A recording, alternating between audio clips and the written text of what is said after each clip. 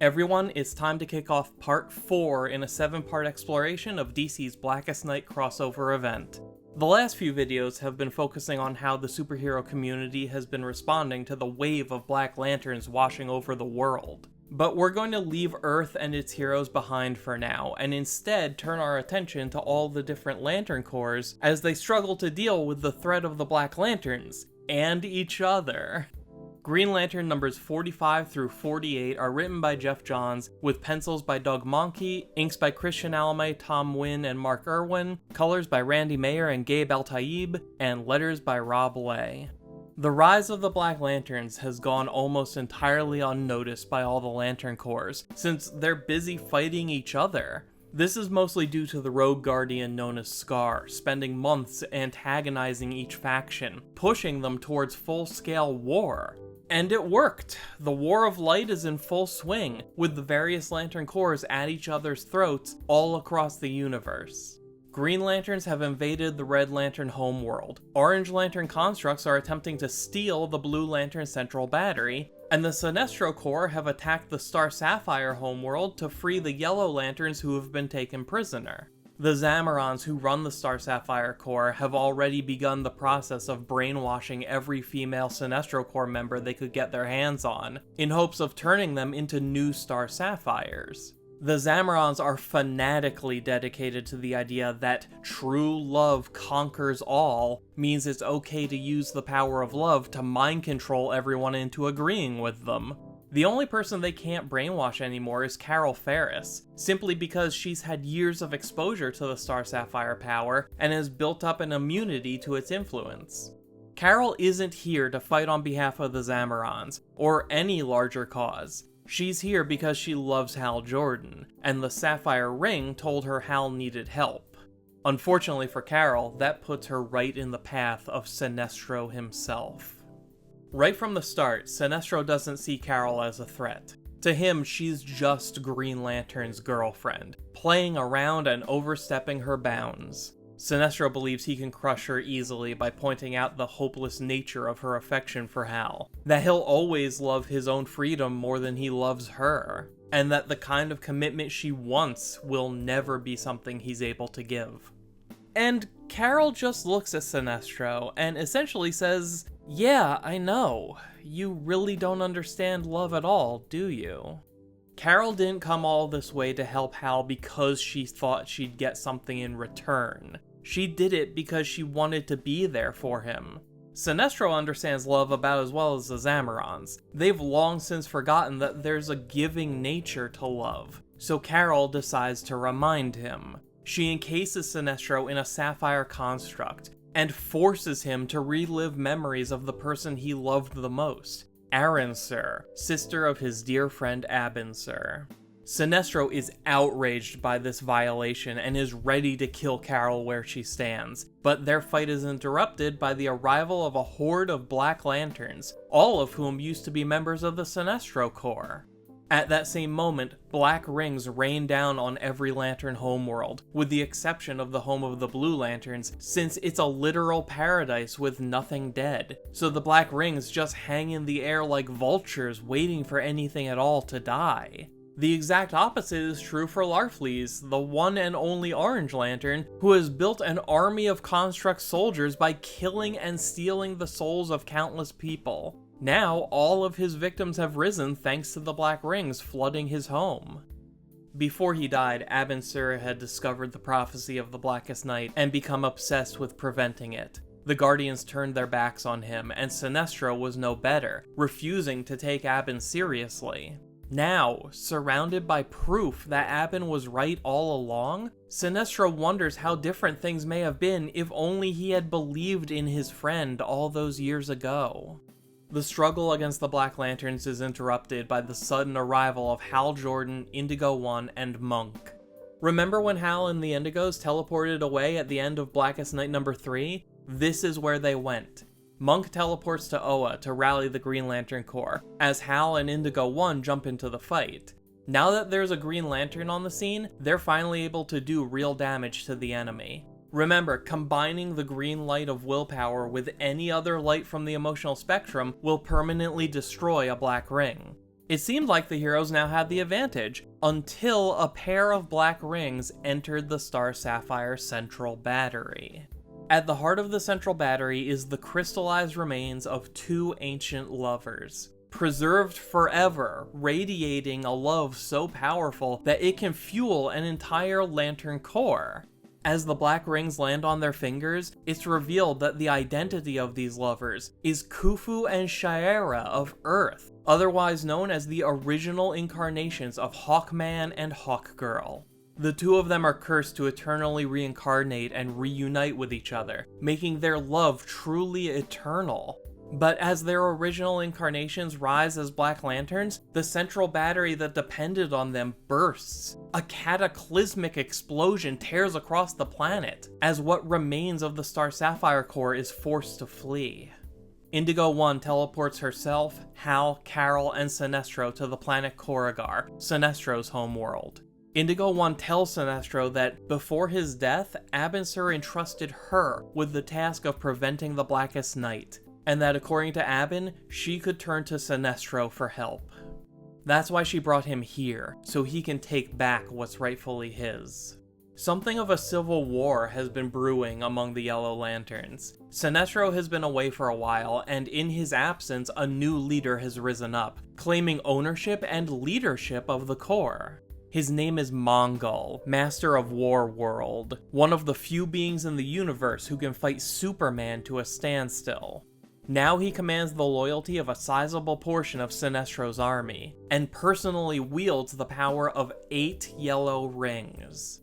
The group of lanterns want to team up and take Mongol down together, but Sinestro refuses. This is his world, his core, and his fight. Sinestro intends to definitively defeat Mongol with his own hands, and he will not settle for anything less. And at first, it looks pretty bad for Sinestro, since, again, this is a Superman-level threat who's also wearing 8 power rings. But putting on those rings is where Mongol screwed up, because Sinestro designed them, and he'd never make a weapon that he couldn't control. All Sinestro needed to do was get close enough to initiate a command override, and just like that, he took full control of Mongol's rings, using them to impale Mongol with dozens of energy spikes before crushing him under the weight of the Yellow Central Battery. Mongol is defeated, the Yellow Lanterns recognize Sinestro as their leader once again, and the people of Korrigar even begin to see Sinestro as their hero. And although the road to get here was chaotic, ultimately Indigo 1 got exactly what she wanted, because Sinestro agrees to help fulfill Abin mission of stopping the Blackest Night. And then, right on cue, Black Lantern versions of both Abin and his sister Aaron arrive, and immediately start going after Hal and Sinestro. Abin goes on about how Hal never lived up to the legacy he was handed, evoking the death of Coast City and the rise of Parallax as just 2 examples of Hal's many failures. Hal doesn't take the bait at all. He's been through this with Martian Manhunter already, so he knows that everything about what a Black Lantern says and looks like is a lie. Sinestro isn't so lucky. Aaron Sur was the only woman Sinestro ever loved, and she died as a result of his quest to impose order onto his homeworld. Now, her Black Lantern makes Sinestro momentarily question the very foundation of his belief system and self-image. She asks him if it was all worth it, if it was worth getting her killed. And for the first time since this all started, the love and compassion in his heart overwhelms the fear that's come to define him. But before he can be manipulated any further, the other Lanterns rally around Sinestro, and together they're able to destroy both Black Lanterns by mixing their lights with Hal's. Meanwhile, Black Lanterns are wreaking havoc on the Red Lantern homeworld, and even manage to harvest the heart of Atrocitus, making way for a Black Ring to move in and raise him as a new Black Lantern. But before the Black Ring can do anything, Atrocitus wakes up and is totally fine, because a Red Lantern's heart doesn't actually do anything. The red ring stops your heart and sustains your life in its place, so the Black Lanterns achieved nothing by removing Atrocitus' heart from his body. Not only is that a really cool way to use the mechanics of how Red Lanterns work, it also means that the Reds are going to be an invaluable resource when it comes to fighting the Black Lanterns, since this makes them the least vulnerable of all the Corps. Hal, Carol, Sinestro, and Indigo 1 teleport to the Blue Lantern homeworld, and the presence of Hal's Green Lantern ring unlocks the higher functions of the Blue Rings, which are designed to be a support class for the Green Lanterns. This means the Blues now have the power they need to decimate the Orange Lantern constructs and save their central battery. But just as the tide of battle starts to turn, all of the Orange constructs vanish, because Larfleeze, the Orange Lantern, is running for his life from an army of his victims returned as Black Lanterns. He may want the Blue Central Battery, but he wants to save his own life even more. Luckily for Larfleeze, Atrocitus shows up and starts demolishing Black Lanterns. But this isn't exactly a team-up. In a delicious bit of karma, Atrocitus came to Larfleeze's home to steal his battery. Atrocitus also knows the prophecy of the Blackest Night, and is making his own moves to gather the power of the emotional spectrum. So now they're fighting each other while also fighting the Black Lanterns, and it's a huge mess until the rest of the Lanterns show up to help. The more people they add to this group, the closer it gets to exploding. Most members of this so-called team are bitter enemies with at least one or two of the others, and emotions are starting to boil over. I actually really enjoyed Sinestro's attempt at conflict resolution. He threatened to blow up Larfleeze's planet if he doesn't cooperate, and then offers to have the Sinestro Corps join forces with the Red Lantern Corps to destroy the Green Lantern Corps when this is all over. Neither one of them go for it, and things actually get much worse, but it was fun to see Sinestro try in the most extremely supervillain-ish way possible. All of a sudden, everyone stops. A shockwave knocks them all off their feet. This was the moment when Black Lantern Jean Loring harvested the Heart of Damage, the final heart the Black Lanterns needed to reach 100%. Indigo 1 is concerned that it may be too late, as the plan was always to gather the light in time to prevent the Black Lanterns from reaching this point. Larfleeze and Atrocitus both ultimately agree to join the rest of the group. Larfleeze needed to be bribed, and would settle for nothing less than a guardian of his very own. But Atrocitus is cooperating out of rage. Rage for what the Guardians have done. Rage for all the lives taken by their schemes. Atrocitus will lend his power to stopping the Blackest Night, to protect life from those who would play God. But when it's over, he's coming for the Guardians' heads. Now, it's worth mentioning that these issues periodically cut back to John Stewart dealing with the return of the Black Lantern planet Xanshi, but unfortunately, this subplot feels like it was thrown in last minute. Across all 4 of these issues, a total of 5 pages were devoted to John's story, and 2 of those pages were a double-page spread.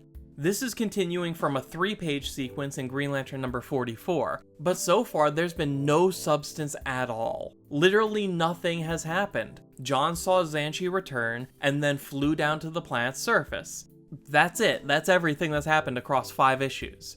There's an issue of Green Lantern coming up that's entirely devoted to John's story, and I kinda wish they just put everything in there, since, spoilers, I think even that issue feels a little bare. Xanshi returning as a planet of Black Lanterns is an idea that makes perfect sense. And I love that they did it, but if they were going to give it so little focus, I kinda wish they didn't even bother. Every time it comes up in these 4 issues, it just reminds me of the potentially good story that we aren't getting to see. But we'll talk more about that in a future video. So, the team has been assembled. Green Lantern Hal Jordan, Star Sapphire Carol Ferris, Yellow Lantern Sinestro, Indigo 1 of the Indigo Tribe, Blue Lantern Saint Walker, Red Lantern Atrocitus, and Larfleeze, the one and only Orange Lantern. They even have 2 Guardians on their side, Ganthet and Sade, the ones responsible for building the Blue Lantern Corps. It's an impressive group, but it's still just 9 people, and it's going to take a lot more firepower than that to end the Blackest Night. Kinda makes you wonder what the rest of the Green Lantern Corps has been doing since this all started. Well, we're going to find out next time in part 5 of this 7-part video series, where we'll be covering Green Lantern Corps numbers 39 through 45.